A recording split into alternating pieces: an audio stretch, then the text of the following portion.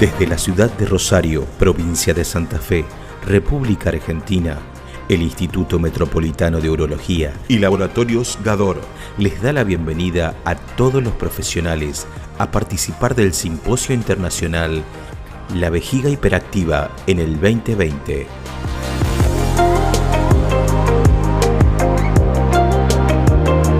Disertarán los doctores: el doctor Cleveland Beckford, past president de la Sociedad Panameña de Urología, encargado de Urología Femenina y Urodinamia de la Confederación Americana de Urología, urólogo funcionario del Servicio de Urología del Complejo Hospitalario Metropolitano de la Caja del Seguro Social, Panamá, Urología Femenina, Urología Funcional y Urodinamia con 22 años de experiencia.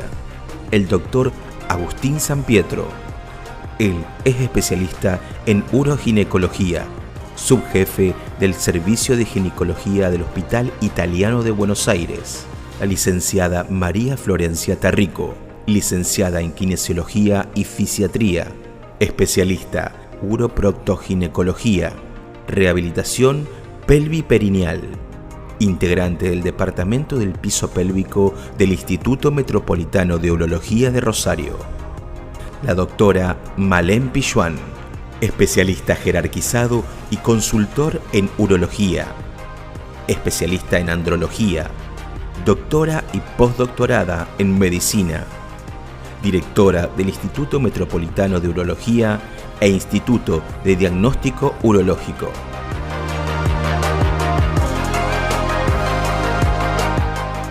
Bienvenidos a participar del Simposio Internacional La Vejiga Hiperactiva en el 2020. ¿Qué hacer cuando no sabemos qué hacer?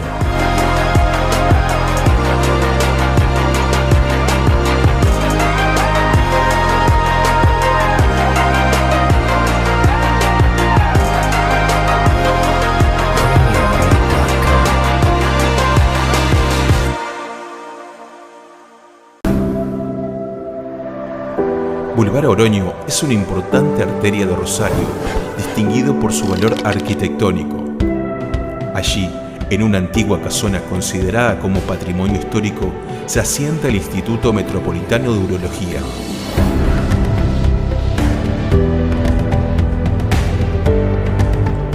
Primer instituto privado de urología multidisciplinario de la región.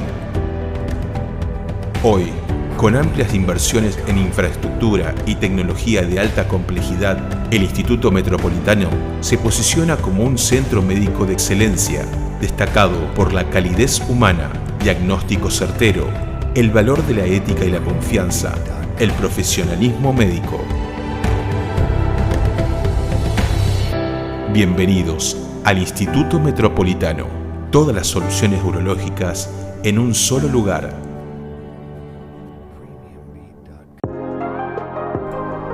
Desde la ciudad de Rosario, provincia de Santa Fe, República Argentina, el Instituto Metropolitano de Urología y Laboratorios Gador les da la bienvenida a todos los profesionales a participar del Simposio Internacional La Vejiga Hiperactiva en el 2020. ¿Qué hacer cuando no sabemos qué hacer? 29 de julio del 2020, 19 horas Argentina.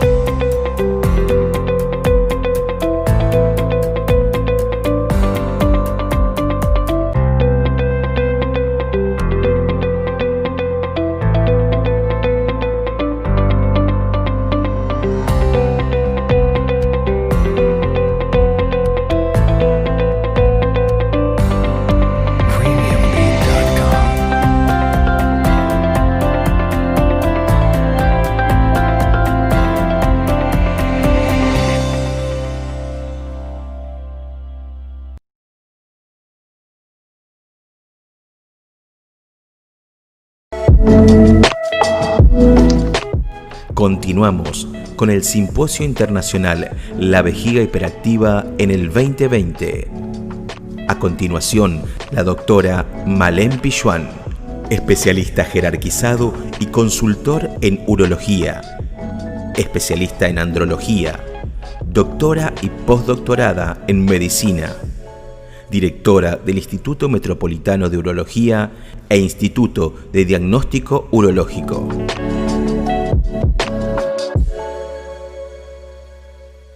Bueno, muy buenas tardes a todos los que están conectados al Simposio Internacional Virtual 2020, a todos los profesionales de la salud que hoy nos acompañan. En nombre del Instituto Metropolitano, quiero dar gracias a Dios por esta oportunidad, que es una oportunidad de compartir un evento de alto nivel científico, dado los speakers que van a disertar a continuación. Nuestro directorio, integrado por mi hermano Martín Pichuan, mi marido Martín Piana, mi hermana Alejandra Pichuan, están muy agradecidos, especialmente a cuántos hay, Javier, 180 personas conectadas, lo cual sabemos que por ser un tema tan nicho como es la vejiga hiperactiva, personas estén conectadas realmente porque quieren saber algo más de un tema como es este. ¿Qué hacer cuando no sabemos qué hacer? Porque siempre los médicos creemos que sabemos todo, pero nos damos cuenta que tenemos muchas falencias. Agradezco al Laboratorio Gador como auspiciante de este simposio.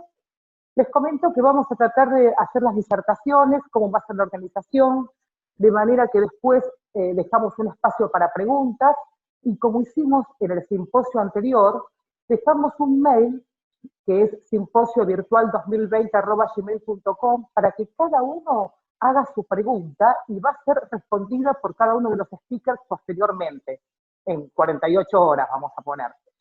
Bueno, yo creo que estamos cerca hoy, pero estamos lejos. La tecnología nos ayuda a estar un poquito más cerca.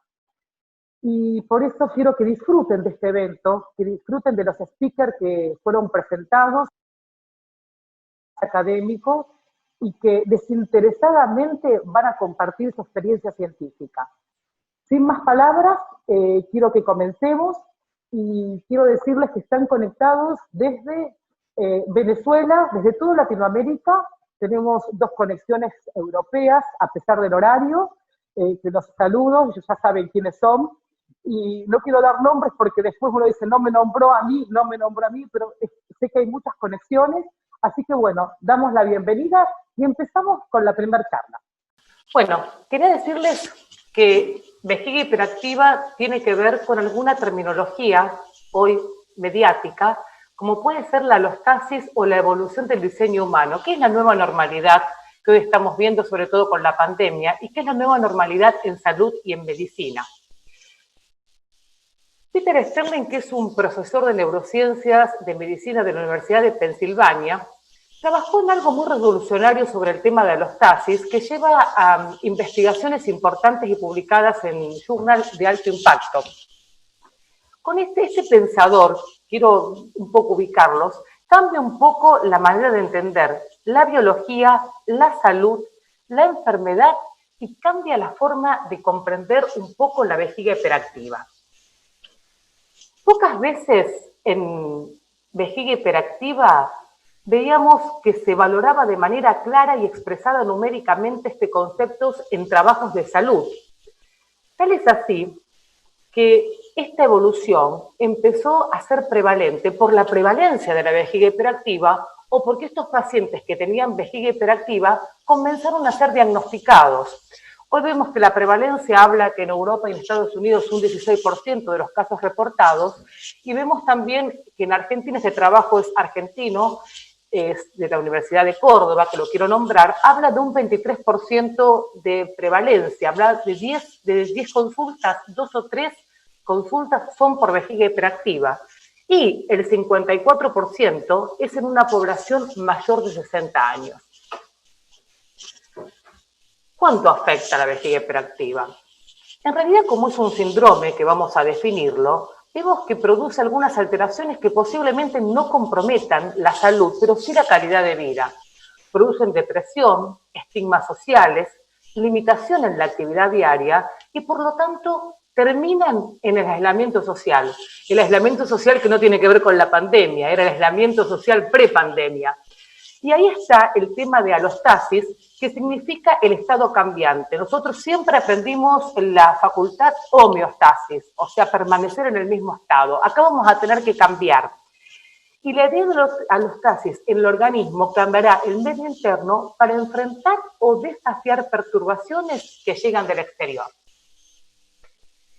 La vejiga hiperactiva es la presencia de urgencia con o sin incontinencia urinaria, medida a menudo acompañado de frecuencia y nocturia. Esta es una de las definiciones del 2013, pero vamos a ver que Abraham Cardoso habla que es un síndrome caracterizado por la presencia de urgencia miccional aislada o en combinación con otros síntomas como incontinencia de urgencia, asociado frecuentemente a frecuencia miccional nocturia y en ausencia de otras patologías demostrables. Es interesante ver que la vejiga hiperactiva se diferencia de lo que es el detrusor hiperactivo. ¿Por qué? El detrusor hiperactivo es un aumento de la presión durante el llenado de la vejiga, ya sea en forma fásica, o sea, contracciones involuntarias, o en forma tónica, con baja acomodación, acompañado de una disminución de la capacidad sistométrica de la vejiga. Esto lo puede hablar muy bien el doctor Cleveland, que es especialista en la parte de urodinamia. Pero este porcentaje de detección de detrusor hiperactivo en pacientes con vejiga hiperactiva no siempre es coincidente, o sea, es variable. Y convengamos que a no todos los pacientes les vamos a pedir urodinamia. ¿Cuál es el impacto negativo que produce esto? Primero, en la vida social de las personas.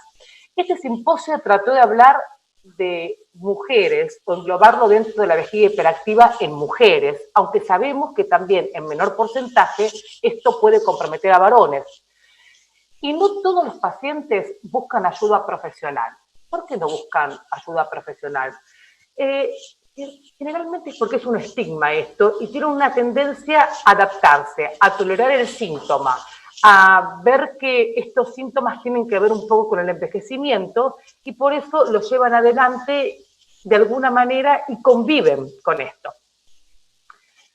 Por eso decimos que el concepto de calidad de vida o de salud muchas veces es en relación a la percepción subjetiva de la persona, porque es una percepción que ella tiene de cuánto esto puede afectar su calidad de vida. Calidad de vida relacionada con la salud significa la percepción subjetiva del individuo de cómo la enfermedad o el tratamiento impactan en el bienestar físico, psíquico y social. Esto ya lo decía Kaplan en el 91. Después estos conceptos fueron modernizándose y empezamos con las limitaciones físicas, psicológicas y sociales. Cuando ponemos vejiga hiperactiva como descriptor, cuando googleamos, cuando hacemos búsquedas, vamos a ver que este crecimiento fue en forma exponencial en la literatura en las últimas décadas o en las últimas 2 décadas. ¿Y por qué tiene que ver? Porque empezamos a ver resultados de acuerdo a las estadísticas que teníamos de estos pacientes. Tal es así que si Starling explica que la alostasis ofrece lo que no se encuentra en ningún libro, o sea, definiciones basadas en el principio de salud y enfermedad, vemos que la salud es una capacidad variable y adaptativa de la enfermedad y reducción de esa capacidad sería la enfermedad. El cerebro normalmente anticipa esa necesidad y moviliza, acá lo pongo, eficientemente los suministros para evitar errores. Ahora, en este vertiginoso desarrollo del ámbito como es la ingeniería genética, la medicina regenerativa, la nanoterapia, la inteligencia artificial, que nos están atropellando, ¿qué aportó esto al tratamiento de la vejiga hiperactiva? Nada, modificar este modelo. Un modelo biomédico que era basado en signos y síntomas y un aspecto pasar a un modelo integral o un modelo biopsicosocial donde veamos esos aspectos psíquicos y sociales. Decimos que es el nivel de actividad requerido para mantener estabilidad en ambientes que están constantemente cambiantes. Entonces llegamos a lo que decía, con tanta tecnología hoy, llegamos a lo que decía Aristóteles, que decía que había unas patologías benignas relacionadas, en este caso con disfunciones vesicales, hacen que estas condiciones puedan tener un impacto tan negativo en la calidad de vida que termine siendo peor que una enfermedad crónica.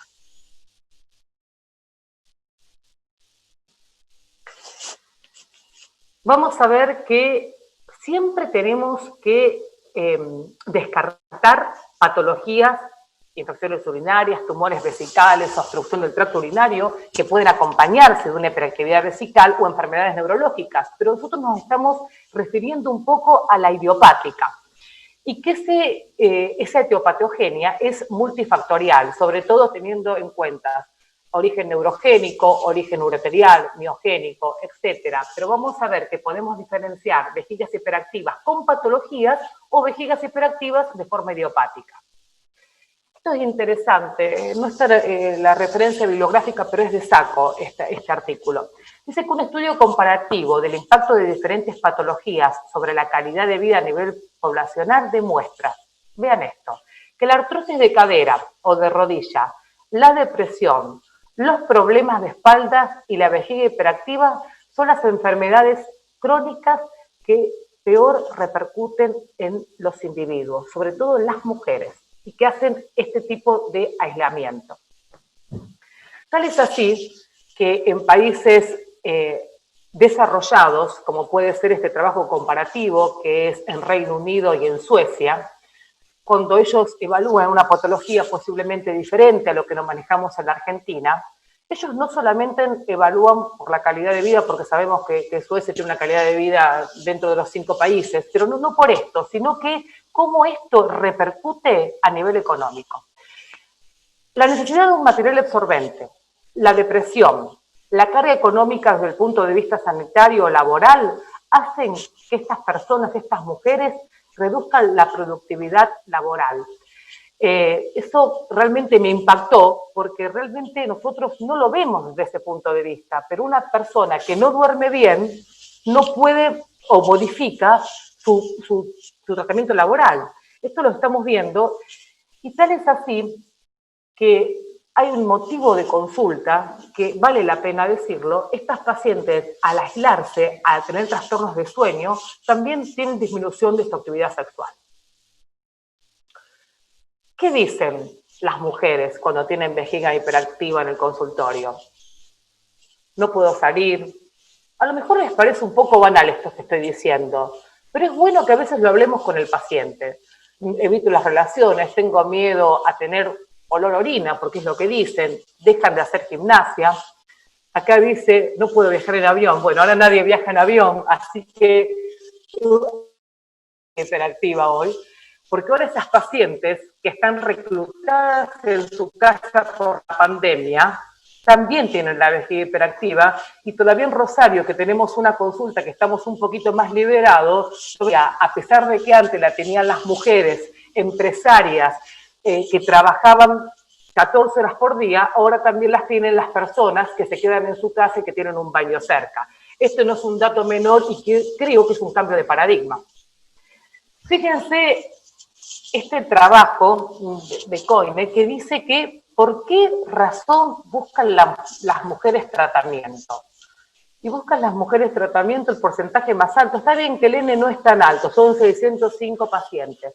¿Preocupación porque el trastorno pueda empeorar o preocupación porque las pérdidas tengan que ver con alguna enfermedad grave? Por eso buscan a un profesional que las pueda ayudar. No es el espíritu de esta conferencia hacer la evaluación, pero sabemos que hay una recomendación grado A de excluir otros síntomas, que es lo que yo les decía, la historia clínica, la exploración física, el análisis de orina, el diario miccional, cuestionarios, que esto me quiero referir porque no es un tema menor, por más que tenga un grado de recomendación C, y después la ecografía, el estudio hidrodinámico, la citoscopía, según lo tengamos, o sea, no es mandatorio, pero está dentro del diagnóstico. Ahora, aún con todos los estudios que estamos nombrando y con toda la tecnología, muchas veces los argumentos se derriban como un dominó. ¿Por qué digo esto? Porque tuvimos que recurrir a cuestionarios que puedan pesquisar la vejiga hiperactiva con, digamos, autocuestionarios, donde nosotros podamos a nuestros pacientes decir si realmente puede ser una candidata a tener este síndrome.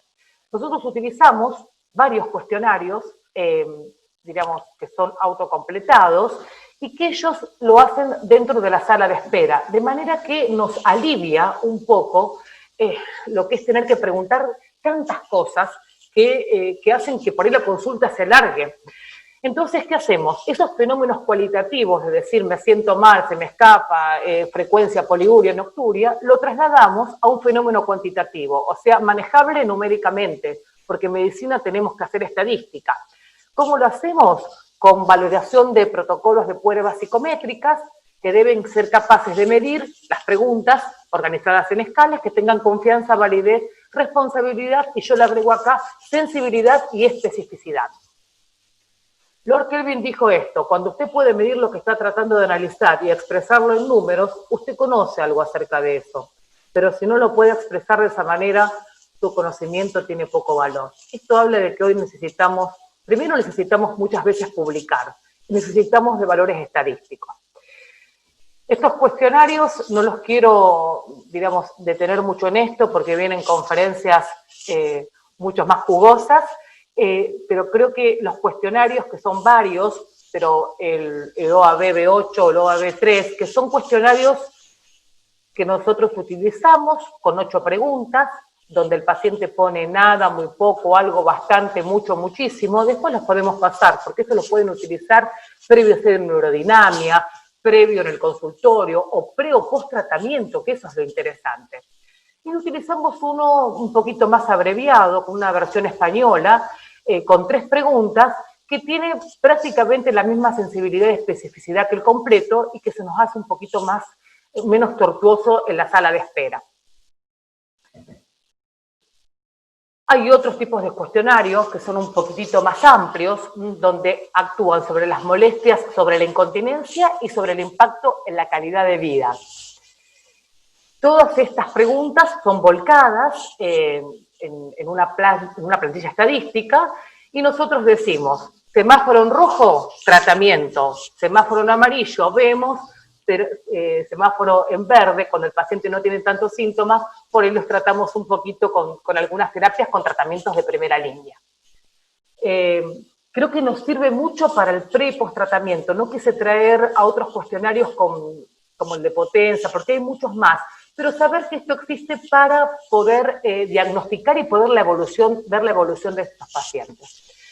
Y para ir terminando, tenemos que comprender, digamos, cómo funciona la vejiga, porque nosotros implementamos tratamientos médicos o fármacos por una cuestión de nuestros transmisores. Recordemos que la vejiga tiene receptores M2 y M3 a través del nervio parasimpático, que lo que hace es, muchas veces en la vejiga hiperactiva hay una hipersensibilidad de estos tipos de receptores, por eso de la acetilcolina, por eso damos anticolinérgicos, y hoy sabemos que hay otros tipos de receptores, que esto no es tan nuevo, como el B1, B2 y B3 fundamentalmente, que son receptores del sistema nervioso simpático y que son adrenérgicos. Por eso los fármacos van a ser o antimuscarínicos o agonistas beta-adrenérgicos. Estos son los tratamientos que usamos, que nuestro licenciado va a hablar de las terapias conductales, las terapias mixtas, los tratamientos farmacológicos como los anticolinérgicos, oxibutilina, tolterolina, solifenacina, con su nombre Besiquer, dariferacina, y mirabedrón como el primero en su clase terapéutica, agonista beta-3. Y tenemos que saber que si la vejiga hiperactiva impacta en una población de mayores de 60 años, esos pacientes tienen muchas comorbilidades. Y vemos, no sé si les pasa a ustedes, que los efectos adversos de estos anticolinérgicos, como la boca seca, la constipación, la visión borrosa, las alteraciones cognitivas, hacen que con los anticolinérgicos el paciente abandone el tratamiento. Por eso hay que tener en cuenta todas las líneas terapéuticas. Poner en la balanza creo que es la primera etapa. Ningún tratamiento solo puede hacer diagnóstico. Sí decirles que la vejiga hiperactiva tiene una elevada prevalencia y un importante impacto negativo en los pacientes y en sus familiares. que tiene una carga socioeconómica importante y que los especialistas deben involucrarse en este proceso. ¿Pasa algo? No, porque veía como una rayita en la pantalla. Está. Bueno, quiero terminar con mi presentación. Javier, Hernán, ¿cuántos hay conectados? 260 personas. Bueno, muchas gracias. Sin ir más, recibimos al próximo expositor. Realmente quiero decirles, Agustín, Cleveland, Florencia, en el mientras tanto, quiero decirles que realmente es un placer tenerlos, y para nosotros, para el Instituto Metropolitano, para Martín Piana, Malén Pijuan, Martín Pijuan, es un privilegio. A continuación, disertará el Dr. Cleveland Bedford, Past President de la Sociedad Panameña de Urología, encargado de Urología Femenina y Urodinamia de la Confederación Americana de Urología, urólogo funcionario del Servicio de Urología del Complejo Hospitalario Metropolitano de la Caja del Seguro Social, Panamá, Urología Femenina, Urología Funcional y Urodinamia con 22 años de experiencia.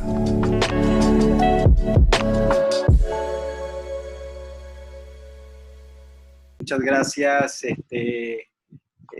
Primero, bueno, agradecerle al instituto, agradecerte a ti como organizadora de este simposio, la oportunidad que nos dan para que nosotros, pues desde acá, desde Panamá, podamos conversar con ustedes algunos aspectos importantes de esta patología tan interesante como lo es la vejiga hiperactiva. Quiero mandarles un saludo a todos desde mi modestamente hermoso país, sobre todo ahora en estos tiempos de pandemia, en donde estamos toda América Latina pasando por tiempos difíciles, un mensaje de solidaridad, y bueno, hay que resistir y seguir poniendo nuestros esfuerzos para poder superar esta etapa. Nosotros trabajamos en el Complejo Hospitalario Metropolitano de la Caja del Seguro Social. Esto es en la ciudad de Panamá, en donde aquí ustedes tienen su casa. Es el principal hospital de la seguridad pública aquí en Panamá, y como les digo, tienen ustedes su casa en este hospital. No tengo ningún conflicto de interés que declarar para esta charla, y bueno, básicamente lo que yo voy a hacer es tratar de hacer énfasis en algunos aspectos, hacer una revisión rápida de algunos aspectos generales de la vejiga hiperactiva. 1, 2, vamos a tratar de hacer énfasis en aspectos de la aplicación práctica, para que ustedes tengan datos que los ayuden a ustedes a manejar sus pacientes. Vamos a enfatizar en la secuencia de la evaluación, del diagnóstico y del manejo de estas pacientes, y ver dentro de ese manejo las diferentes etapas que podemos ir llenando. Y haciendo el énfasis siempre en la aplicación práctica de los conceptos. No voy a abrumarlos mucho con números, con estadísticas, sino que más bien a darles los datos que hoy en día consideramos como válidos, y van a ver ustedes en las referencias de las diapositivas los artículos y la evidencia científica que apoya los conceptos que vamos a emitir. La vejiga hiperactiva, como bien Malén ya tú lo definiste, el síntoma principal de la vejiga hiperactiva viene siendo definitivamente que la urgencia urinaria, usualmente ella puede venir acompañada de frecuencia, que puede ser de día, puede ser de noche, que es la que llamamos nocturia, con o sin incontinencia urinaria asociada a esta urgencia, y siempre y cuando tengamos todo esto en ausencia de una infección urinaria o de alguna otra patología intravesical importante.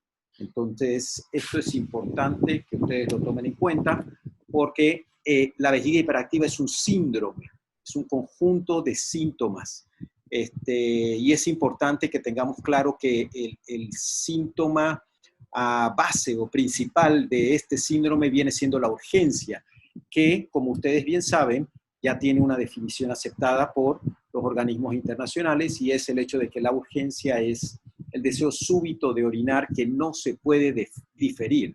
Y esto es importante que lo tengamos claro, porque no hay que confundirlo con deseos súbitos de orinar o deseos fuertes de orinar, que no es lo mismo. Recuerden, urgencia es un deseo súbito de orinar que la paciente no puede diferir. Asimismo, en la definición hay otros conceptos que es importante que tengamos claros, como el hecho de que la incontinencia que presenta el síndrome es asociada a la urgencia, o sea, es una pérdida de orina involuntaria precedida por un episodio de urgencia. La definición de frecuencia urinaria, que es un aumento en el número de micciones que tiene la paciente, siempre y cuando la paciente logre comparar esto a como está ocurriendo actualmente con su frecuencia anterior. Porque recuerden que desde el punto de vista de definición no tenemos un número exacto para la frecuencia, pero sí podemos comparar en nuestra paciente si ella, su frecuencia es ahora mayor que lo que ella tenía anteriormente. La nocturia es la interrupción del sueño en una o más veces por la necesidad de orinar, siempre y cuando cada micción sea precedida o seguida de un episodio de sueño. Entonces, todo esto hace parte del síndrome de la vejiga hiperactiva, que es diferente, como ya Malen lo mencionó, del detrusor hiperactivo. El detrusor hiperactivo no es más que la presencia de contracciones involuntarias que pueden ver ustedes que aparecen en la fase de llenado de la urodinamia, con un aumento súbito de la presión del detrusor, con aumento de la presión intravesical, sin un aumento de la presión abdominal, que pueden ser espontáneas o pueden ser provocadas, que pueden ser secas o pueden ser asociadas a escape. Entonces, es diferente el detrusor hiperactivo al síndrome de vejiga hiperactiva. Alguna mención nada más acerca de la etiología, también como Malen ya lo dijo, hay diferentes teorías, todavía no tenemos un consenso definido en cuanto a la etiología que puede ocasionarnos la vejiga hiperactiva. Sin embargo, es importante que sepan que tiene algo de relación con alteraciones de la actividad sensorial. Hay otra teoría que es la hipótesis miogénica, que habla de una alteración del control motor del detrusor, el cual las pacientes lo pierden ligeramente, ¿no? Y por último, las alteraciones en los reflejos del tracto urinario bajo, que como ustedes saben son los que nos ayudan a controlar la etapa de llenado vesical y que de alguna forma se ve alterado el control por estos reflejos. Básicamente la vejiga hiperactiva, el abordaje clínico pues es base, como es un síndrome, es básico la historia clínica, así como el examen físico, y esto está bien establecido en las guías tanto europeas como en las guías americanas. Los síntomas, como ya los mencionamos, son los mismos que están dentro de la definición, no voy a ahondar más en esto, pero recuerden, el síntoma fundamental es la urgencia y es importante que nuestras pacientes logren identificar este problema. Algo de antecedentes, pues siempre es importante tener en cuenta si, por ejemplo, nuestra paciente sufre de glaucoma de ángulos cerrados, si la paciente tiene historia de retención urinaria, si hay algún tipo de trastorno cognitivo, porque como vamos a ver más adelante, algunos de estos antecedentes pueden contraindicar ciertos tratamientos, por ejemplo, con los antimuscarínicos. Ahí es importante también saber si la paciente sufre de problemas de hipertensión, porque si por otro lado decidimos utilizar agonistas beta 3, probablemente esta no sea una buena opción de tratamiento. Hay exámenes complementarios, y esto está bien establecido en las guías de manejo como un principio clínico, que son exámenes que nos van a ayudar a que nosotros podamos tener una mejor idea, como mencionaba Malen, una idea objetiva en cuanto al problema que la paciente nos está refiriendo desde un punto de vista subjetivo.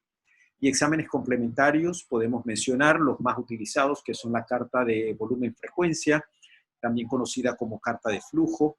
Otra opción sería el diario miccional, que tiene, a diferencia de la carta de volumen-frecuencia, solamente que se le añade el ingreso de líquidos que la paciente tiene diario. Y por último, pero no menos importante, también tenemos que tomar en consideración, por ejemplo, un urocultivo para descartar infección urinaria, la medición de un residuo postmiccional para descartar algún tipo de problema neurológico. Aquí una pequeña muestra de lo que sería una carta de volumen-frecuencia. Como ustedes ven, podemos poner a nuestra paciente por un periodo que va entre 24 horas a 3 días a tomar mediciones de cada vez que ella micciona, anotar el día, anotar la hora a la que la está haciendo.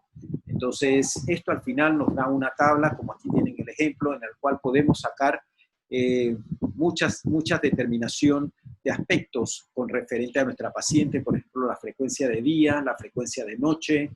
Esto nos puede ayudar a determinar cuál es, por ejemplo, la capacidad miccional promedio, la capacidad miccional funcional, que como van a ver más adelante nos va a ayudar en la urodinamia. Nos puede ayudar a determinar si tenemos algún problema de poliuria. Recuerden que la definición habla de que más de 40 mililitros por kilogramo de peso en 24 horas de orina, ya estamos en un problema de poliuria. Y también nos va a ayudar a determinar el volumen urinario nocturno para poder determinar si tenemos una poliuria nocturna. Recuerden que la definición de poliuria nocturna es cuando el paciente evacúa en su volumen miccional de un 20 a un 30% del volumen total, pero de noche, en las horas de sueño. Entonces, la carta miccional, la carta volumen-frecuencia nos da muchísima importancia, muchísima información relevante para el manejo de nuestros pacientes.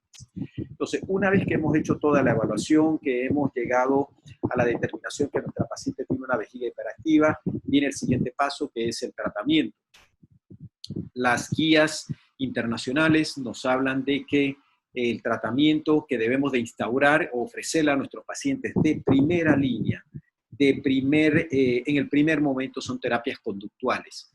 Terapias que tienen que ver con el entrenamiento de la vejiga, con estrategias de control de vejiga, con entrenamiento de piso pélvico, con el manejo de los líquidos como primera línea, y esto hay que ofrecerlo a todos los pacientes. Esta es una medida estándar con una recomendación grado B. Hay que tener claro que debemos de ayudar a la paciente a poder identificar con ella cuáles son sus expectativas con referente al manejo. Es importante que la paciente entienda que la cura probablemente no va a ser una meta real en su caso y que las intervenciones en el estilo de vida son muy importantes y que probablemente van a tener que continuar con ella en forma permanente a lo largo del tratamiento. Entonces, esto es importante que lo logremos conversar con la paciente, porque en esa misma medida el manejo va a ser mucho mejor. Como les decía, el manejo con las medidas conservadoras, aquí no voy a ahondar mucho, porque de seguro en la siguiente charla les van a dar mucha más información que la que yo puedo aportar acerca de este tema. Solo les voy a decir que el entrenamiento de los músculos del piso pélvico realmente tiene muy buenos resultados. En forma inicial lo utilizábamos más que nada para el control en nuestras pacientes que tienen problemas o tenían problemas de incontinencia urinaria de esfuerzo. Sin embargo, hoy en día sabemos que en las pacientes con vejiga hiperactiva, esto nos ayuda definitivamente a controlar los episodios de urgencia, los episodios de frecuencia y de nocturia. Y más si este entrenamiento de los músculos del piso pélvico va asistido por biofeedback, que los estudios han demostrado que con esta asistencia de biofeedback mejora incluso la calidad de vida de nuestras pacientes. Entonces, este es el primer paso, la primera línea de tratamiento, el entrenamiento o las terapias conductuales, el manejo conservador, porque esto lo podemos instaurar en todas las pacientes y definitivamente que a todas, la mayoría de ellas van a tener efectos positivos por la aplicación de este tratamiento. Una vez que hemos establecido estas terapias, entonces, si nuestra paciente no tiene mejoría significativa, este sería el momento para que nosotros podamos ofrecer tratamientos antimuscarínicos, tratamientos con medicamentos orales, dentro de los cuales tenemos los antimuscarínicos, como mencionaba Male, y los adrenoreceptores agonistas beta 3, que son los que son considerados como, diríamos, una segunda línea en el tratamiento, en una recomendación grado B tipo estándar, porque están definitivamente probados que funcionan. Entonces, como les digo, tienen una eficacia comprobada. Sin embargo, los medicamentos orales tienen un problema, y es los efectos secundarios. Los efectos secundarios, que los más importantes son los efectos de boca seca, la constipación, los efectos sobre el aspecto cognitivo de nuestras pacientes y dificultades visuales. Entonces, esto es importante tomarlo en cuenta porque, como vamos a ver más adelante, incluso la persistencia en nuestras pacientes para recibir estos tratamientos depende mucho de estos efectos adversos, que son muy importantes. Y es así como podemos reconocer el hecho de que, debido a estos efectos adversos, la tasa de persistencia no es muy buena. Por ejemplo, ustedes van a ver que aproximadamente 40% de sus pacientes van a llegar, si acaso, a los 12 meses de tratamiento, y de esas pacientes que siguen el tratamiento, solamente un 12% de ellas van a completar tratamiento a los 24 meses. Entonces, es importante conversar con las pacientes los efectos adversos, porque esto es un factor determinante, y los estudios lo demuestran, en la persistencia o adherencia de las pacientes al tratamiento. Pacientes jóvenes, el uso de oxibutinina y formulaciones de liberación inmediata son factores que pueden ir en detrimento del hecho de que nuestra paciente se mantenga adherida al tratamiento debido. ¿Cuál medicamento utilizar? Y esta es una de las preguntas que nosotros nos hacemos con mucha frecuencia. La respuesta a esta pregunta básicamente pudiera ser en dos caminos. Uno, ¿cuál medicamento usted va a utilizar? Pues depende del medicamento que tenga usted disponible en el mercado en el que usted se moviliza. Que así, de esa forma, pues nosotros en cierta manera la tendríamos un poquito más fácil. Por ejemplo, aquí en Panamá nosotros tenemos la oxibutinina y tenemos la tolterodina. No tenemos más. Si la paciente necesita algún otro medicamento, tiene que mandarlo a pedir al exterior. Sin embargo, si nos vamos a la literatura sí hace recomendaciones con referencia a qué es lo que tenemos que utilizar. Y nos dice la literatura, y aquí solamente se los voy a resumir, que por ejemplo la tolterodina tiene menos efectos secundarios, menos efectos adversos, sobre todo el más incómodo, que es menos boca seca que la oxibutinina, por eso la hace que sea más utilizada.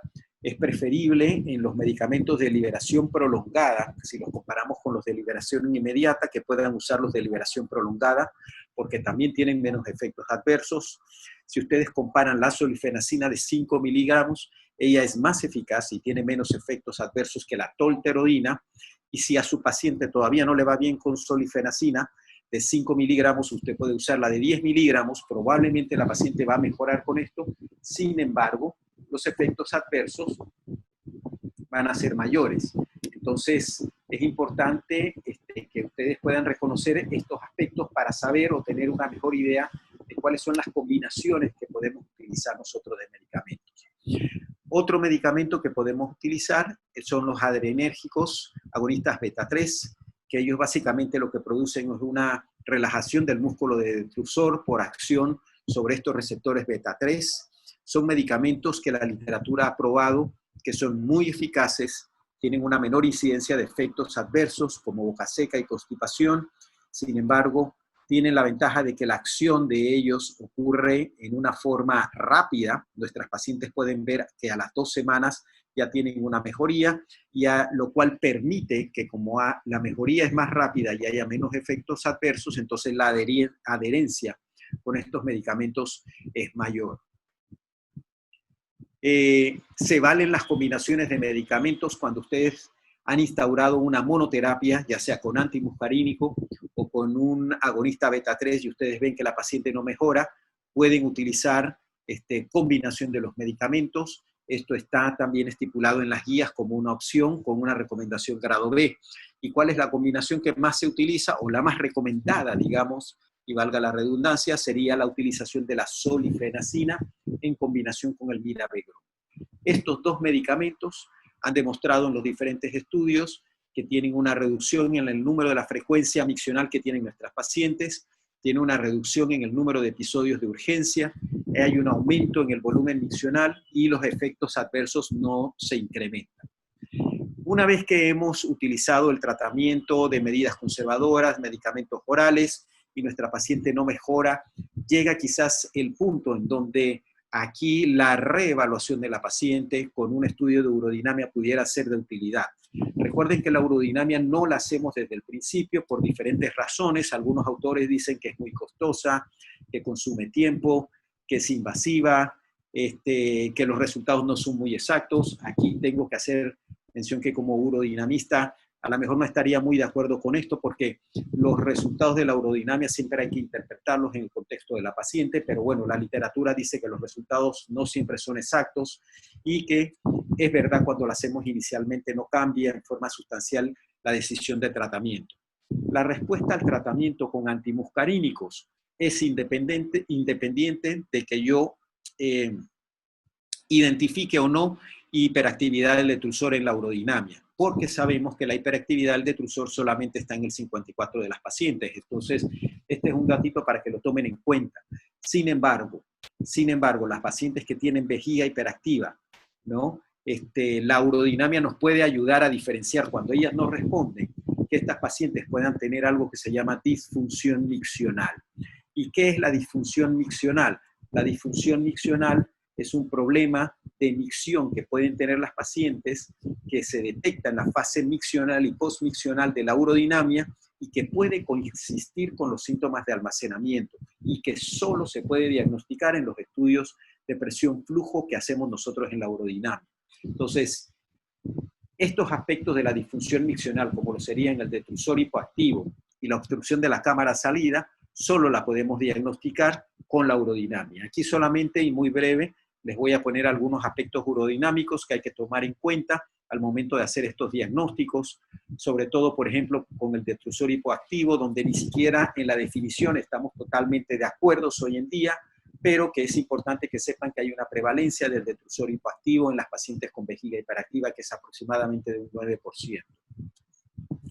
Con respecto a la obstrucción de la cámara de salida, pues también hay esencialmente algunos aspectos urodinámicos que son importantes que ustedes tengan en mente y que sepan que la prevalencia de este problema junto con la vejiga hiperactiva llega hasta un 45% de los casos.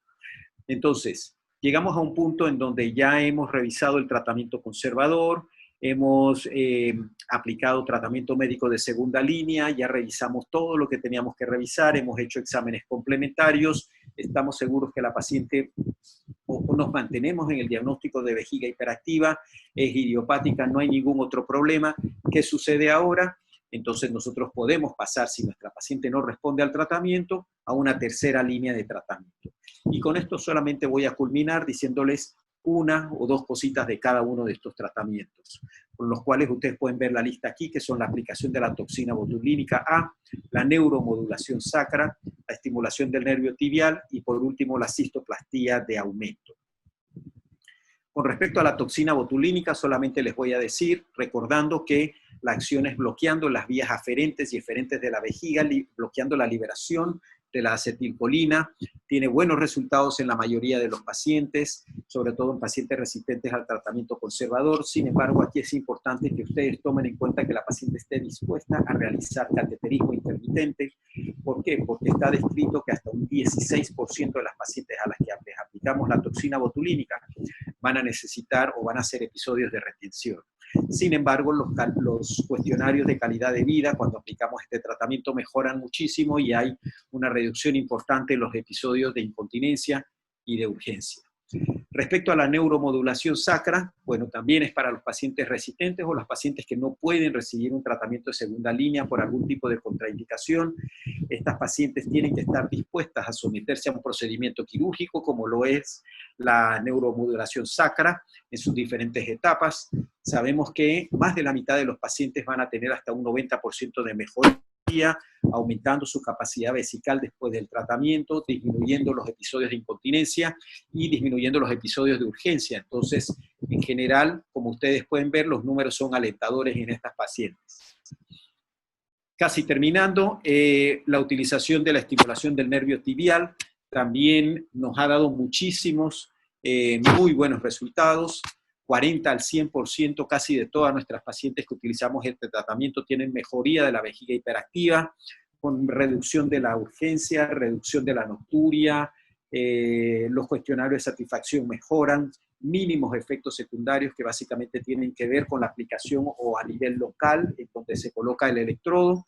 Sin embargo, tiene el inconveniente que las pacientes tienen que asistir en un primer periodo semanalmente a nuestro consultorio, y eso hace que la adherencia al tratamiento esté alrededor del 80% de las pacientes. Por último, la cistoplastía de aumento. Hoy en día está a nivel de opinión de experto, se utiliza en casos muy raros, casos sumamente graves y complicados, generalmente en la población pediátrica, es una cirugía mayor, y tengo que decirles que la complicación metabólicas son importantes, por lo tanto no la utilizamos mucho hoy en día. Esto es lo que tenía que decirles, Male. Espero haber sido claro en los conceptos y quedo abierto a cualquier pregunta que tenga el auditorio. Continuamos con el Simposio Internacional La Vejiga Hiperactiva en el 2020. A continuación, el doctor Agustín Sampietro. Él es especialista en uroginecología, subjefe del Servicio de Ginecología del Hospital Italiano de Buenos Aires.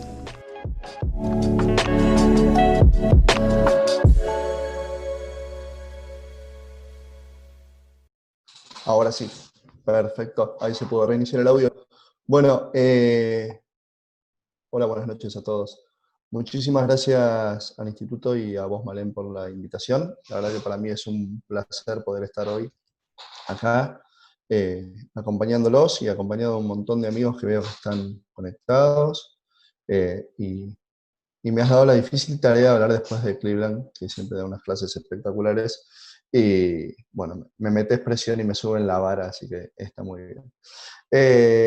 Bueno, la idea de charlar hoy durante los próximos minutitos va a ser esta linda charla que dice vejiga hiperactiva post cirugía de piso pélvico, causa o consecuencia. Y la verdad es que cuando Malén me propuso esta charla, dije causa o consecuencia, ¿hacia dónde vamos? Bueno, primero no tengo conflicto de intereses con la charla.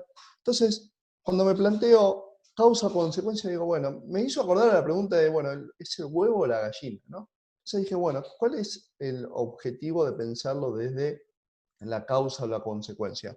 Tendrá que ver si la cirugía es una de las causas de la vejiga hiperactiva, si la vejiga hiperactiva es causa de la cirugía.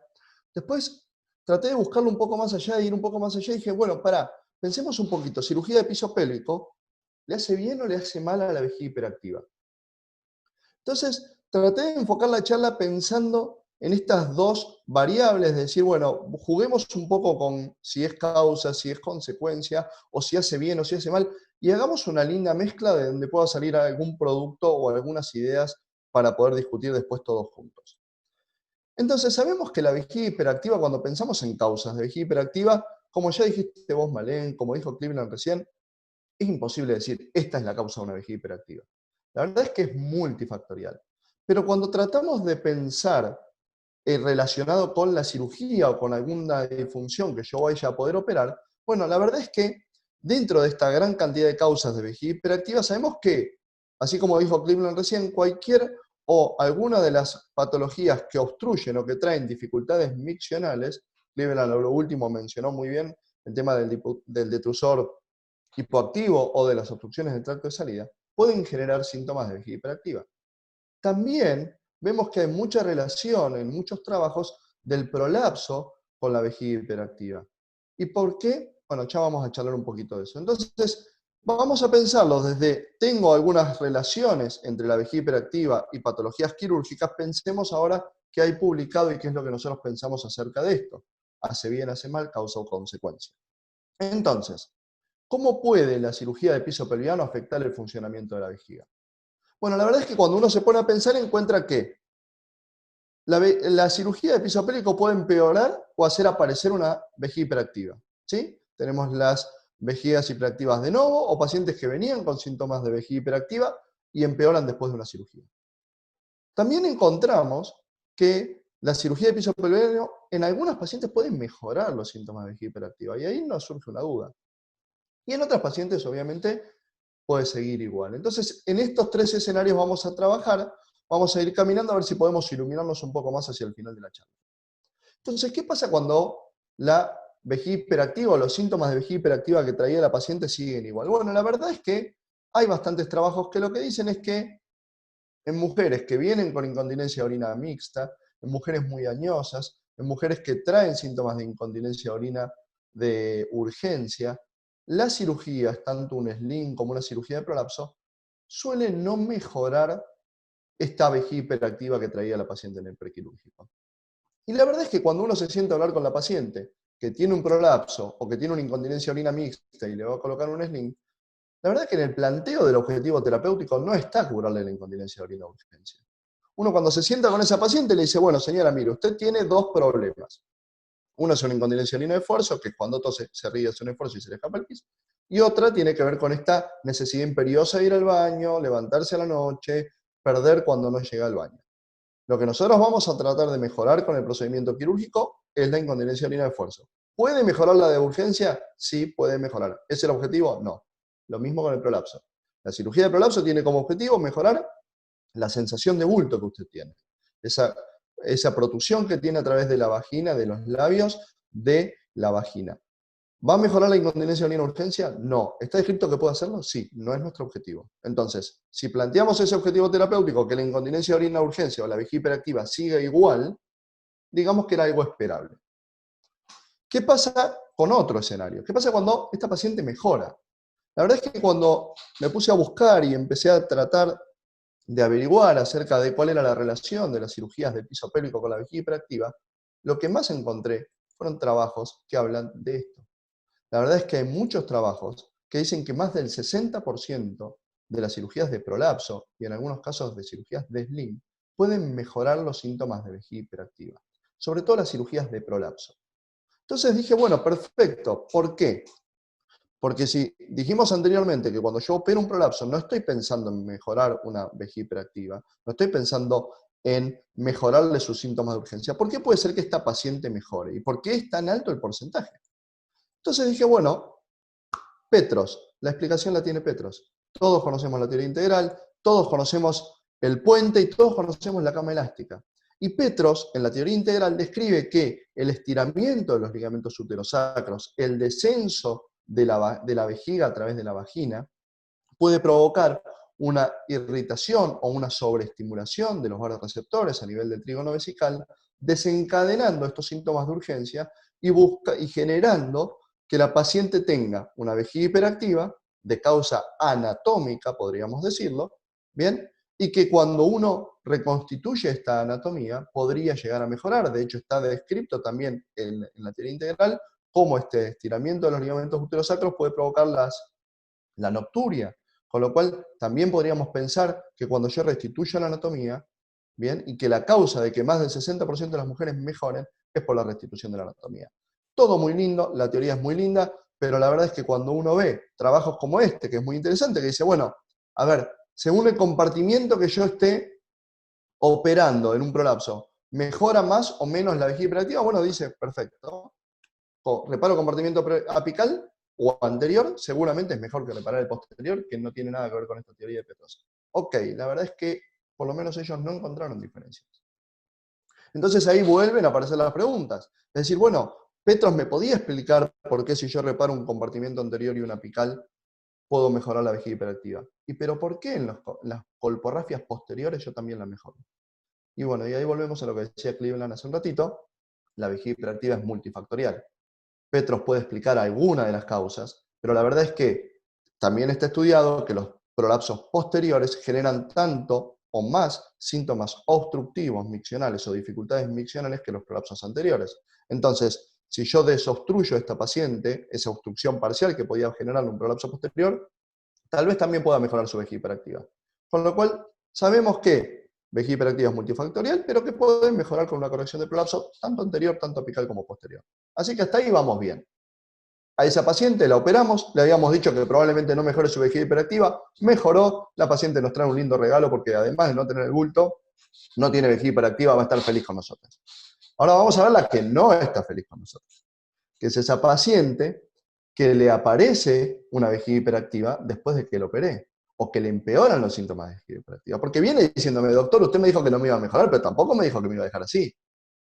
O, yo antes tenía un bulto, todo bien, ahora me hago pis. Explíquemela, doctor. Bien, entonces ahí esa paciente enojada que nos va a venir, también está explicada, y también la vemos, y también hay bibliografía que nos ayuda a tratar de predecir esto.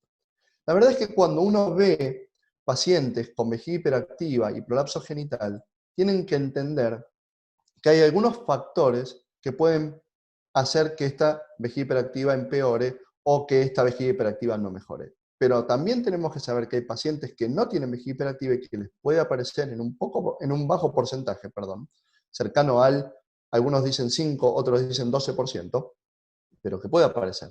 Y los factores que ayudan a que esta vejiga hiperactiva aparezca tienen que ver con la edad, se ve mucho más en pacientes ancianas, en si en esa corrección de prolapso yo pongo o no pongo un sling, si la paciente además tiene incontinencia de orina de esfuerzo postoperatoria, o si, como decía Cleveland hoy, hay algunos síntomas del vaciado asociados a esta cirugía. Es decir, esta paciente comienza con trastornos del vaciado, ya sea, por ejemplo, por una denervación, algo bastante frecuentemente visto en los abordajes anteriores al ligamento sacroespinoso, son parciales, son de 2-3 semanas, pero existen los trastornos del vaciado y cuando uno estudia a esa paciente en general es un detrusor hipoactivo lo que le está pasando, o trastornos obstructivos, ya sea por una cirugía de prolapso o una cirugía de sling. Entonces, siguiendo con esto, urgencia de novo, cuando aparece, principalmente la utilización de slings asociada a la cirugía de prolapso tiene que ver con esto, y se supone que podría ser porque genera un poco más de obstrucción.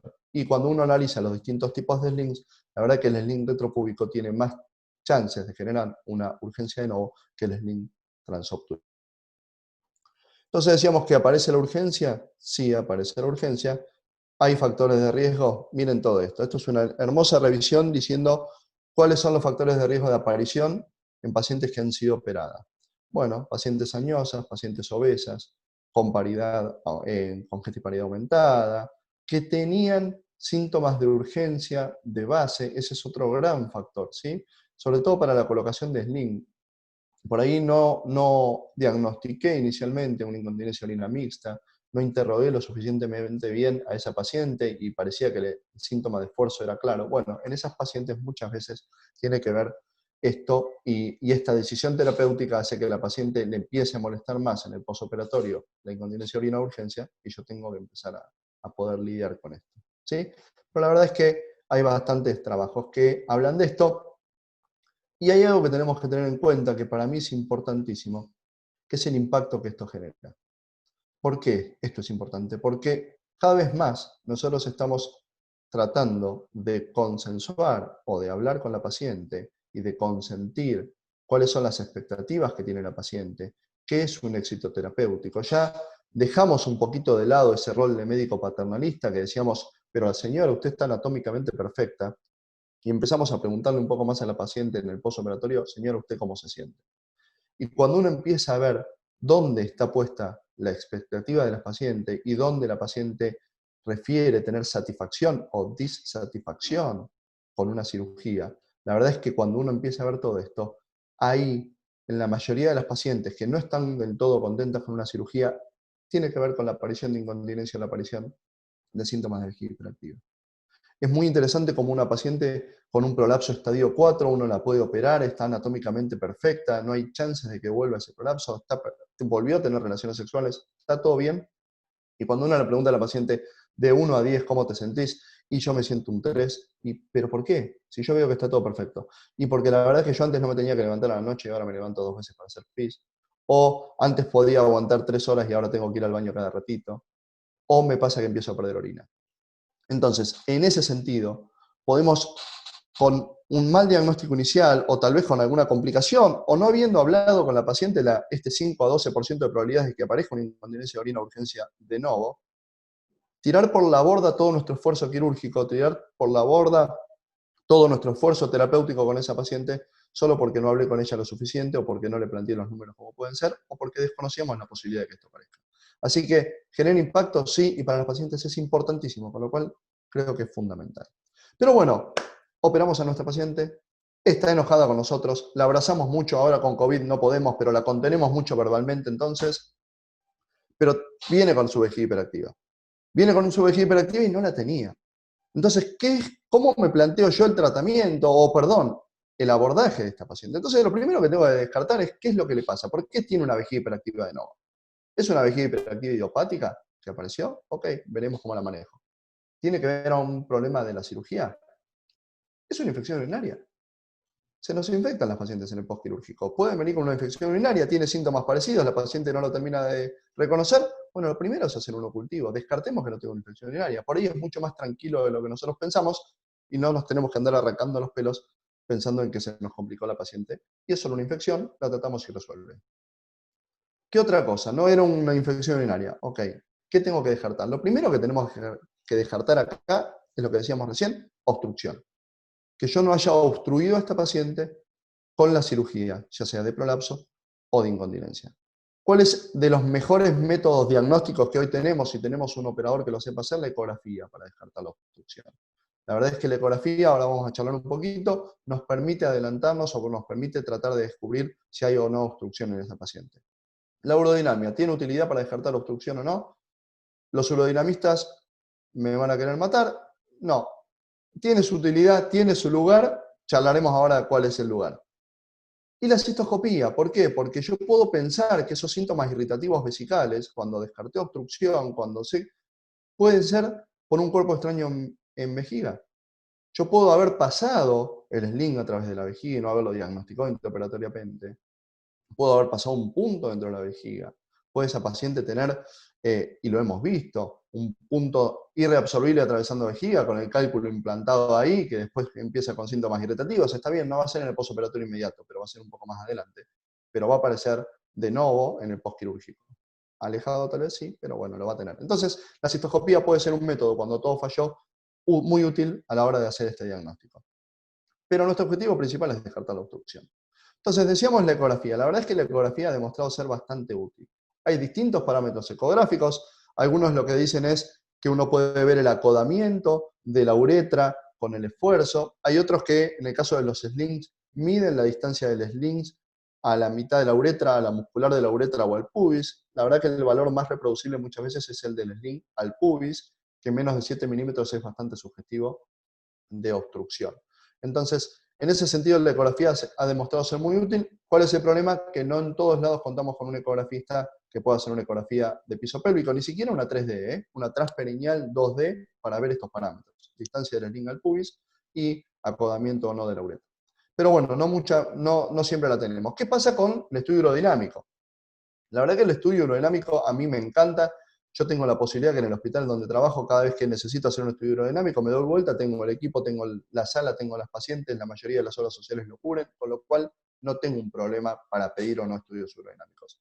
Pero cuando uno piensa en obstrucción y estudios urodinámicos, la verdad que los estudios urodinámicos en las pacientes obstruidas han dado muchos patrones distintos, no hay un patrón único, y sabemos también, y seguramente se va a hablar un poquito en la próxima charla, pero puedo tener parámetros de obstrucción en la mujer por una falta de relajación del piso pélvico.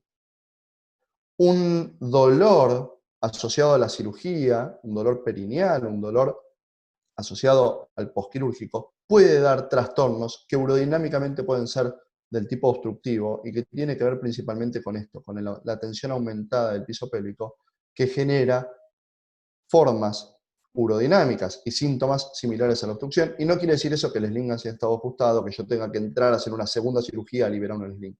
Eso me lo va a decir mejor una ecografía que un estudio urodinámico. Si yo no puedo hacer la ecografía y necesito seguir descartando obstrucción, ni hablar que el estudio urodinámico es muy útil. Y por lo que decía Cleveland recién también. Yo tengo una paciente que después de una cirugía debuta con un trastorno del vaciado. Lo primero que voy a pensar es que ajusté mucho el sling. Pero también tengo que saber que el 40% de los pacientes que tienen prolapso estadio 3 o más se asocia a detrusor hipoactivo. Y que una vez que yo recupero eso y agrego un factor pseudo-obstructivo o mayor resistencia a nivel de la uretra, y ese detrusor está hipoactivo, puedo tener clínica similar a un trastorno obstructivo, y lo que está pasando con esa paciente es que el detrusor no logra vencer la resistencia uretral, no logra una micción, y después empieza con síntomas de vejiga hiperactiva, con residuos miccionales elevados y demás. ¿Bien? Pero bueno, la verdad es que la urodinamia es muy útil, no tanto para mi gusto como la ecografía cuando uno la tiene disponible. Para la obstrucción, volvemos a lo mismo de hoy. Entonces decíamos, descarto obstrucción o es lo primero que tenemos que buscar. Esto, la verdad que lo saqué de uno de los trabajos que cité recién y me pareció muy práctico y muy interesante, así que lo saqué tal cual. Tengo a la paciente con urgencia en un postquirúrgico, descarto infección del tracto urinario. Si está infectada, hago el tratamiento. Descarto la erosión vaginal o la erosión hacia el órgano de la cinta o de la malla, si coloqué una malla para el tratamiento de prolapso, cistoscopía, examen físico. Si los veo, tratar de ver si tengo que resecar esa, en vejiga lo voy a resecar seguro, en vagina a ver si lo puedo tratar conservadoramente o no. Si no está extruida hacia vagina, si no tengo ningún cuerpo extraño en vejiga, descartar obstrucción. Si tengo una obstrucción, tengo que ver qué voy a hacer con esa paciente. Ahí tenemos una charla entera de vuelta para charlar si quieren. Cateterismo intermitente, conducta temprana, conducta tardía. Podemos hablar una hora más, no es el objetivo acá. Ahora, si nada de eso es lo que le está pasando a la paciente, tranquilamente pudo haber sido una vejiga hiperactiva idiopática que debuta en un postquirúrgico. Ahí no voy a hablar yo, ya habló Cleveland más que bien y más que suficiente. terapias conductuales, primeras líneas de tratamiento para vejiga hiperactiva idiopática, antimuscarínicos, miramergón, segundas líneas, terceras líneas, electroestimulación tibial posterior, neuromodulación sacra, toxina botulínica. Ahí tenemos, para empezar a jugar con todo lo que dijo Cleveland recién, si descarté que esta vejiga hiperactiva se trate de una complicación de la cirugía y la considero ya una vejiga hiperactiva idiopática. Para ir cerrando y para hacer honor al tiempo, para llevarnos o para discutir si quieren ahora. Fundamental conocer las expectativas de la paciente antes de operar. Estamos hablando de algo que puede ser una complicación postquirúrgica, bueno, conocer las expectativas, qué es lo que ella le molesta hoy, qué es lo que ella quiere, interrogar muy bien a la paciente antes de operarla. Intervenir, operar de acuerdo a los riesgos y beneficios. Si ese paciente tiene más riesgos de obstrucción, si ese paciente tiene más riesgo de tener una incontinencia de orina de esfuerzo, si ese paciente tiene riesgos de complicaciones, ver, por ahí la solución era un pesario, ¿bien? Y no lo opero. Pero fundamental evaluar todos los riesgos y estos factores de riesgo que decíamos hoy para desarrollar incontinencias de orinas de urgencia o vejigas hiperactivas en el postquirúrgico. Hablar con la paciente, vuelvo a lo mismo. Hablemos. Tomémonos el tiempo de hablar lo más que podamos con la paciente. Hoy con el tema de las telemedicina y que las estamos llamando por teléfono está mejor todavía. Tenemos para hablar un montón. No podemos ir a los bifes a revisarla. Tenemos que tratar de hablar todo lo que no hablábamos antes. Si se sospecha obstrucción en el postquirúrgico, pensar en la posibilidad de reintervenir. Dijimos, hay mil formas, 1000 algoritmos, cada uno tiene su escuela, pero si está obstruida la paciente y no puede orinar, antes o después tal vez tenga que volver al quirófano, bueno, pensémoslo. ¿La cirugía le hace bien o mal a la vejiga hiperactiva? Depende. Hoy esa respuesta no se las voy a poder dar. En algunas pacientes hace bien, en algunas pacientes podemos empeorarla. El huevo o la gallina, quién vino primero, quién no vino primero, la verdad es que no lo sabemos, no nos tienen que importar. Sí tenemos que saber sí o sí cómo venía esa paciente, qué es lo que quiero hacer yo y qué es lo que quiero lograr con mi cirugía y qué riesgos tengo en el postquirúrgico. Charlarlo y una vez que eso está bien puesto sobre la mesa, lo que pasa en el postquirúrgico lo encararemos los dos, médico y paciente, con energía y con ganas de resolverlo. Les agradezco muchísimo la atención, vuelvo a agradecer la invitación y bueno, quedamos abiertos a preguntas una vez que terminen todas las exposiciones. Muchas gracias. A continuación, la licenciada María Florencia Tarrico, licenciada en Kinesiología y Fisiatría, especialista uroproctoginecología, rehabilitación pelviperineal, integrante del Departamento del Piso Pélvico del Instituto Metropolitano de Urología de Rosario.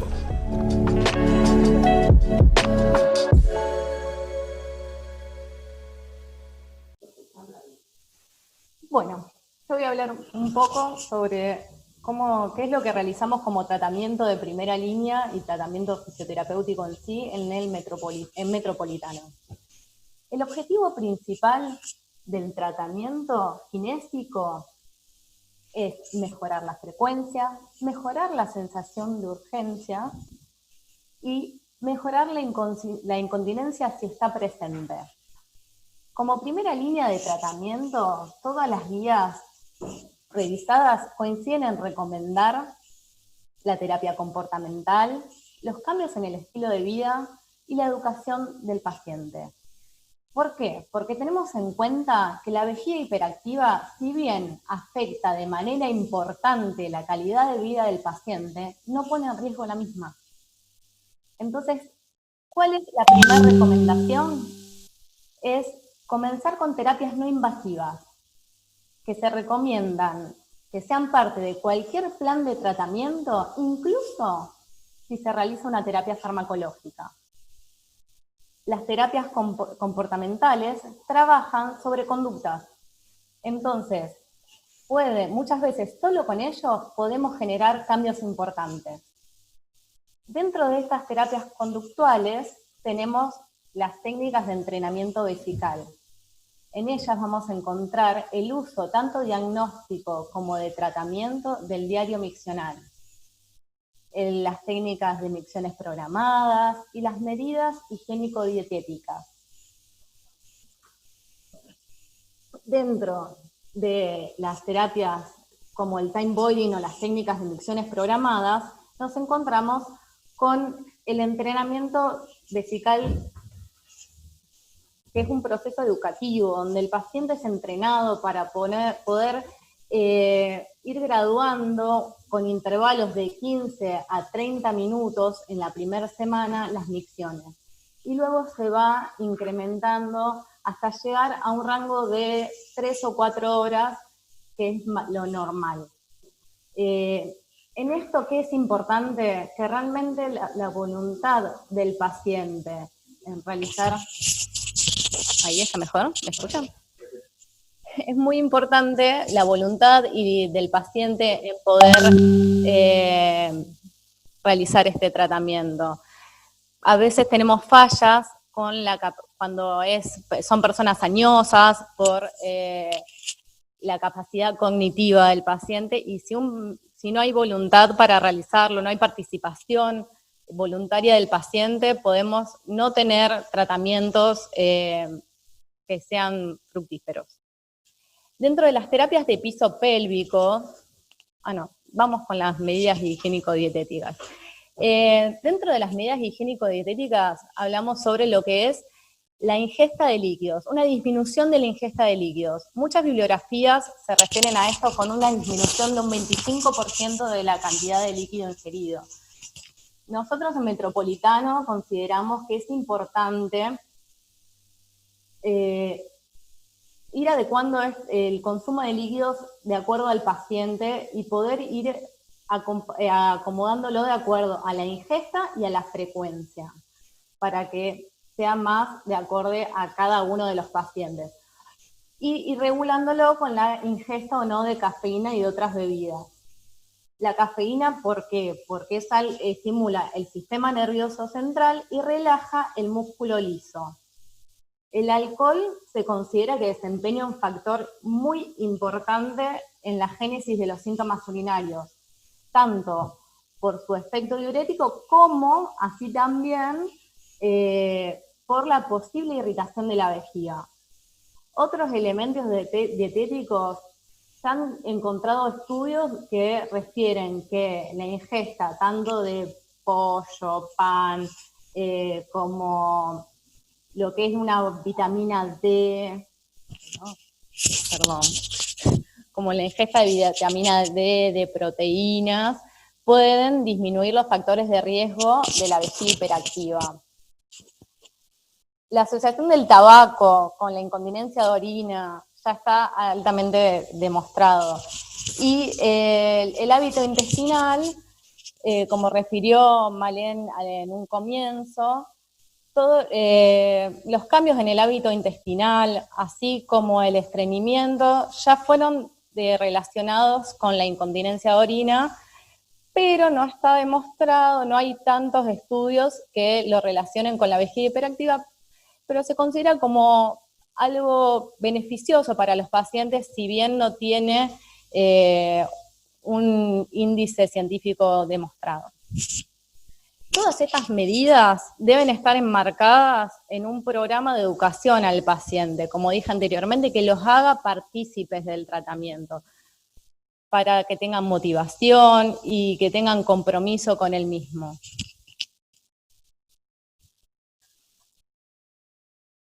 ¿Por qué hablamos del diario miccional? Porque determina qué ingesta de líquidos tenemos, cuáles son los potenciales que podemos modificar con la educación del paciente, qué estudios demostraron la relación entre estos datos obtenidos y la evaluación estándar, y provee una línea de base para cuantificar la respuesta del tratamiento desde el inicio.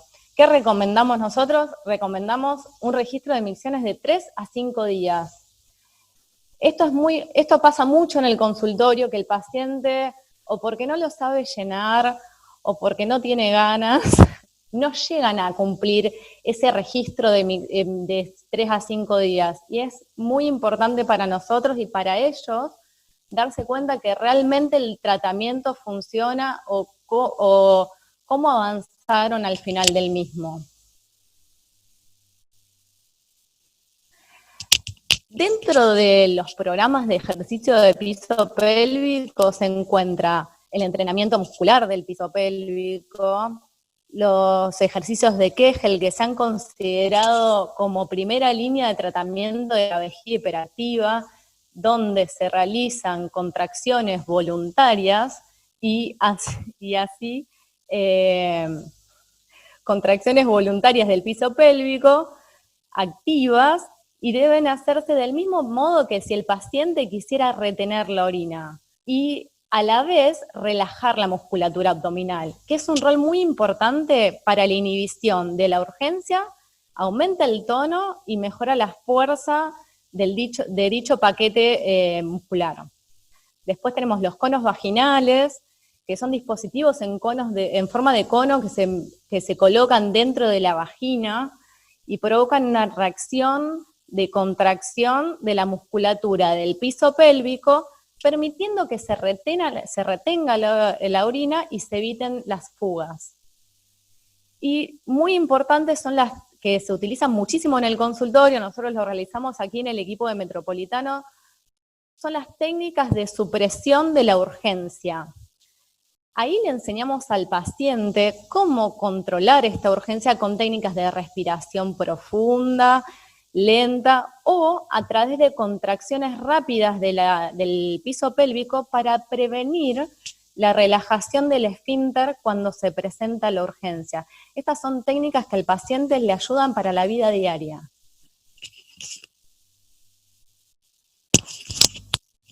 Dentro de la fisioterapia hay muchas herramientas, como los mencionaron los otros participantes. Nosotros en Metropolitano solo estamos realizando lo que son técnicas con electrodos superficiales, no estamos realizando la neuromodulación del tibial posterior de manera invasiva. Muy importante es el uso del biofeedback, que le enseña al paciente cómo controlar, cómo contraer la musculatura del piso pélvico, es más bien propioceptivo. Se utiliza mediante un manómetro intravaginal o intrarrectal y favorece el correcto aprendizaje. Lo que es TENS no está tan demostrado, es muy contradictorio, pero sí lo que es la electroestimulación del suelo pélvico o la electroestimulación del nervio pudendo son buenas herramientas. ¿Qué utilizamos en Metropolitano? La neuromodulación del tibial posterior.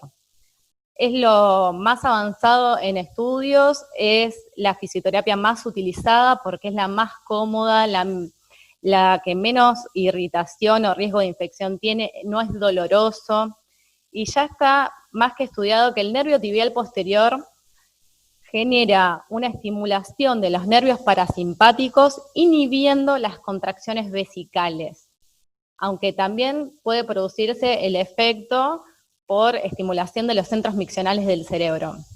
Nosotros aquí utilizamos el equipo de Confident, que es uno de los mejores a nivel de tecnología, y no menor tenemos las terapias manuales. Las terapias manuales, como toda otra terapia, se encuentran en continuo estudio.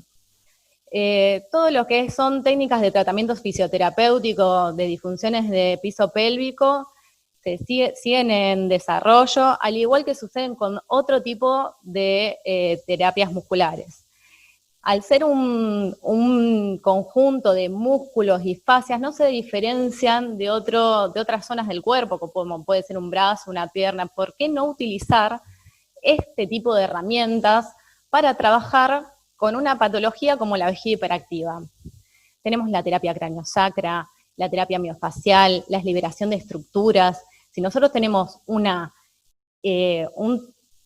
algo en lo que es el diafragma pélvico, podemos realizar una descompresión sacroilíaca, descomprimir todo lo que es abdomen, diafragma. Hay que tratar al paciente como un todo, y eso es lo que buscamos en el servicio de piso pélvico del Instituto Metropolitano, que el paciente sea un todo, poder agarrar y trabajar con él mismo, si tiene una cirugía previa, si tiene una compresión del sacro, ver al paciente en su totalidad, hacer una maniobra visceral si es necesario. como vemos aquí, el diafragma de la pelvis tiene muchísimas relaciones, tanto a nivel óseo como a nivel visceral. A esto es lo que me refería, trabajar en la totalidad del paciente. Por eso, para concluir, las técnicas de tratamiento fisioterapéutico de las disfunciones del piso pélvico se encuentran actualmente en pleno desarrollo. Respecto de algunas de ellas, ya hay evidencia científica en cuanto a la eficacia del tratamiento. Por ejemplo, la neuromodulación del diástasis posterior. En relación con otras, todavía hay mucho camino por recorrer.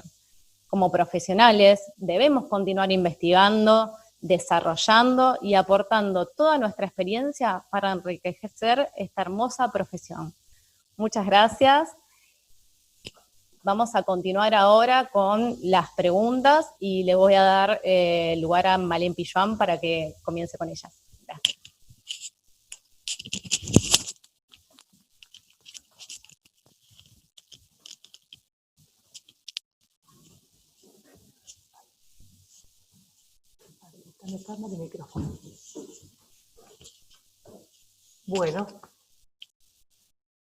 Bueno, realmente las ponencias muy buenas, a ver la cámara, las ponencias muy buenas, muy interesantes. Creo que hay muchas puertas abiertas. Yo creí que sabía mucho de vejiga hiperactiva y ahora me parece que no sé nada, después de escuchar a los disertantes. Bueno, hay muchas preguntas, se fueron respondiendo algunas en el chat, otros ya llegaron los mails, o sea, no les pedíamos que sean tan rápidos, pero bueno, ya llegaron y después se los voy a pasar a los tres speakers. Pero me gustaría preguntar, porque algunas son muy puntuales. Una de las preguntas que creo que sería para Agustín. Agustín, vos hablaste que el 60% de las vejigas hiperactivas a lo mejor pueden mejorar con una cirugía de prolapso apical.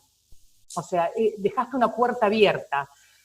Así como también hablaste, si mal no recuerdo, que esas pacientes a las cuales les corregías un prolapso de un grado importante, ellas iban a tener una reducción del prolapso, pero empezaban con la sintomatología, que es el huevo o la gallina. ¿Qué opinión te merecen, sobre todo porque hay algunos artículos que están hablando de esto ahora? Sí, hay toda una técnica quirúrgica que son los cervicosacropexia o las...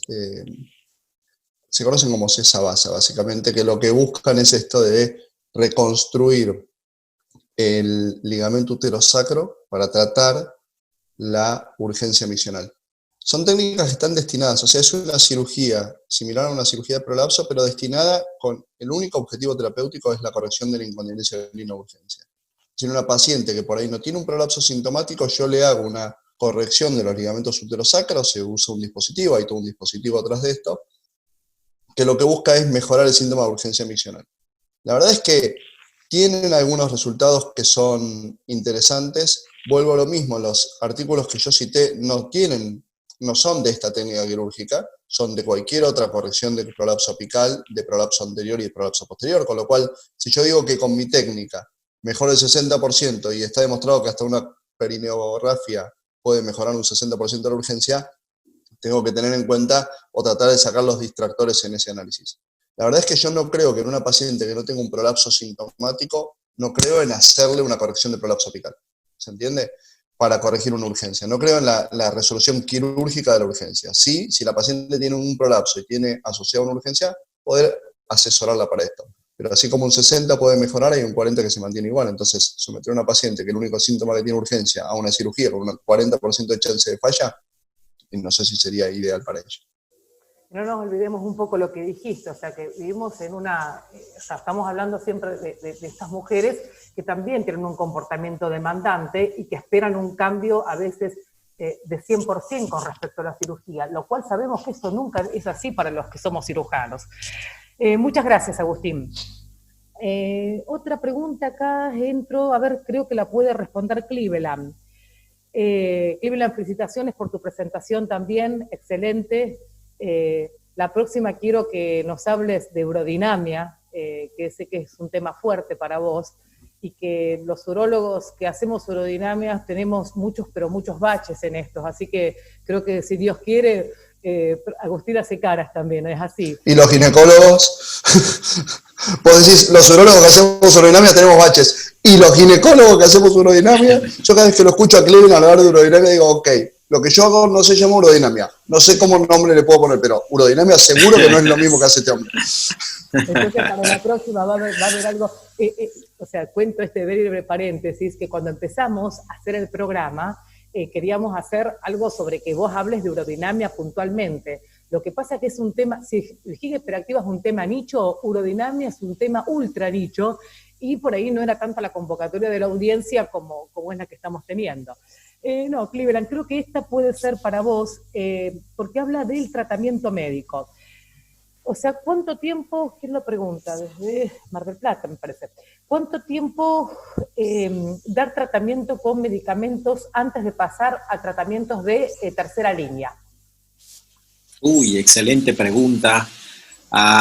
Bueno, las guías, voy a contestarla desde el punto de vista académico. Las guías hablan de que el tratamiento ustedes deben de establecerlo y deben tratar de lograr que la paciente complete entre 6 a 8 semanas con medicamentos para entonces poder nosotros valorar una respuesta. Como mencionaba en la charla, esto a veces es un poquito demandante en el sentido de que hay que establecer con la paciente prioridades acerca de qué es lo que ella siente que la está incomodando. 1, 2, no crearle falsas expectativas a la paciente, que es muy, muy importante. A veces las pacientes empiezan a tomar un medicamento, no sé, hoy y ya el lunes lo están llamando, no sé si les pasa a ustedes en Argentina, pero ya la otra semana, el lunes, martes, me está llamando, oiga, doctor, eso que usted me dio a tomar, yo creo que no sirve porque mire, ya llevo tomándolo una semana y no pasa nada. Entonces hay que explicarle a las pacientes que esto requiere un poquito de tiempo, que deben de tomarlo en la forma correcta también. Recuerden que algunos antimuscarínicos se pueden titular las dosis, como por ejemplo la oxibutinina, lo cual nosotros lo hacemos con cierta regularidad, porque como les mencioné, no disponemos aquí, nuestras pacientes no disponen de todos los medicamentos. Pero en esencia, y respondiendo a la pregunta, por lo menos 8 semanas con el tratamiento para que nosotros podamos hacer una reevaluación y decidir entonces si continuamos con los otros estudios en vista de que la paciente no haya mejorado. Bien, lo vamos a tener en cuenta. Estas son pequeñas cosas que nos ocurren todos los días con los pacientes. Sabemos que aparte de la respuesta, o sea, cuando uno tiene un tratamiento médico, sabemos que la respuesta nunca es 100%, y que volvamos a lo que dije en un principio. Generalmente son pacientes de una determinada edad, polimedicadas, y esto también, o sea, nosotros tenemos que interrogar, porque la paciente viene para querer mejorar su calidad de vida y te dice, un tratamiento más me estás dando, o me está dando, mejor dicho. Y en realidad lo que nosotros, o sea, no tenemos otra cosa. Podemos pasar también a lo que es toxina botulínica, que lo podemos hablar también en otro simposio. Creo que es un tema para ir cerrando. Hay algunas preguntas, ya llegaron más, o sea, ahí llegaron 3 para el doctor San Pietro, 2 para el doctor Cleveland, 1 para Florencia, que la vamos a responder por mail, respetando los tiempos de las personas que realmente se conectaron, y decirles que posiblemente podamos próximamente hacer un simposio con algunas de estas cosas que no nos animamos entre colegas a discutir, porque a veces a uno le cuesta discutir algunos temas, o le cuesta decir, mira, esto realmente se me queman los papeles con este tipo de pacientes. A mí me ha pasado muchas veces, como estoy consultando una voz, alguna vez Cleveland por algún paciente en algunos congresos, a vos Agustín también por 2 o 3 cirugías, que a veces he tenido cuestiones que no las he podido resolver. Creo que esto tiene que ver también con el tratamiento interdisciplinario. Kinesiólogos, nutricionistas, ginecólogos, urólogos, a veces, o sea, no, y psicólogos también. Nosotros tenemos armado de esa manera el servicio porque cuando nos creemos todopoderosos, de golpe esto no lo podemos resolver. Así que, bueno, quiero agradecerles siendo las 20:40 hora argentina desde Rosario, provincia de Santa Fe, República Argentina, con una audiencia que realmente superó las expectativas, llegamos a las 278 personas en un tema nicho. Quiero agradecerles, darles las gracias y dar gracias a Dios por este evento. Bienvenidos al próximo. Muchísimas gracias por la invitación, Malén, repito, y la verdad que un placer haber visto a muchos amigos conectados y haber charlado con todos ustedes hoy. Gracias. Un placer, Malén, haber podido participar desde acá de Panamá. Les mando un abrazo fraterno a todos y por favor cuídense mucho todos. Muchas gracias. Saludos a todos. Chao. Muy bueno. Agradecer en el chat, gracias.